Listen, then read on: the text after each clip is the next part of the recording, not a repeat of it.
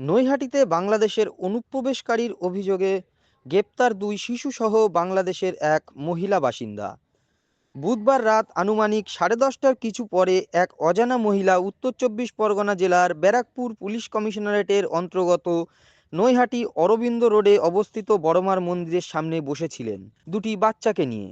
সেই সময় কিছু স্থানীয় বাসিন্দা সহ মন্দির কমিটির বিষয়টি নজরে আসলে নৈহাটি বিধানসভার বিধায়ক সনদ দেখে বিষয়টি ফোন করে জানান। তৎক্ষণাৎ তিনি নৈহাটি থানার পুলিশ প্রশাসনকে বিষয়টি জানান। বিধায়কের ফোন পেয়ে নৈহাটি থানার পুলিশ প্রশাসন এসে মহিলা সহ দুটি বাচ্চাকে উদ্ধার করে নৈহাটি থানায় নিয়ে যায়। থানায় গিয়ে আটক মহিলা জানান তিনি বাংলাদেশের বাসিন্দা। এরপর মহিলাকে গ্রেপ্তার করা হয় এবং বৃহস্পতিবার ব্যারাকপুর আদালতে পাঠানো হয় নৈহাটি থানার তরফ থেকে। আপনার নাম কি? কোথা থেকে ধরেছে পুলিশ? পুলিশ কোথা থেকে ধরেছে আপনাকে? বড়মার মন্দির থেকে। হ্যাঁ, কোথায় থাকেন? কোথায় থাকেন?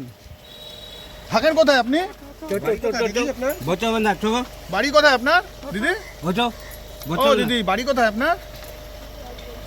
দিদি, বাড়ি কোথায় আপনার? 10:30 নাগাদ, আনুমানিক 10:30 আমার কাছে খবর আসলো বড়মার মন্দিরের সামনে একজন মহিলা দুটো বাচ্চাকে নিয়ে ওখানে বসে আছেন।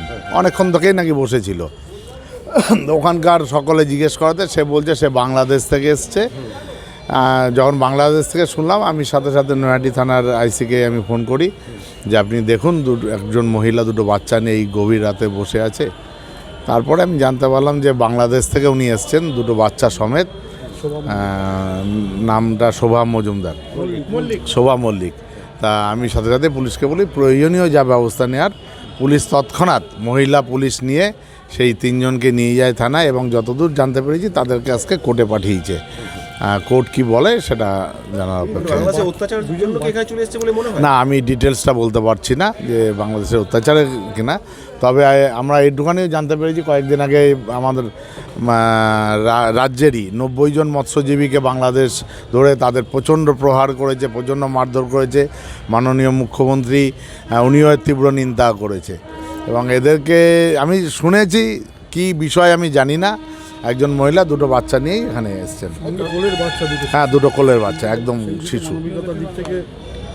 মানবিকতার জন্য দেখুন, এই ঠান্ডার মধ্যে সাথে সাথে বড়মার কমিটি ওদেরকে যা যা প্রয়োজনীয় বস্ত্র দেওয়া, কম্বল দেওয়া, সব কিছুর ব্যবস্থা করে দেওয়া হয়েছে রাত্রেই, এবং খাওয়া দাওয়ার ব্যবস্থাও করা হয়েছে। এরপরে আইনের বিষয়, আইনের কাজ করবে।